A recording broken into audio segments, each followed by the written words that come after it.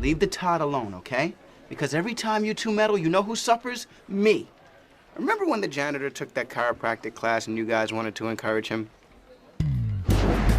Guys, I'm really not comfortable with this. No, you'll be fine. I've already done this on 4 mop heads, all right? Haven't had a complaint yet. Okay. Oh. On 3. 1, 2. Ah! Better? Yes?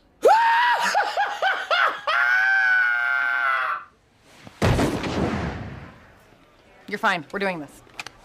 Does this sound fine to you? I can fix that, buddy. On the count of 3. 1, 2. Oh.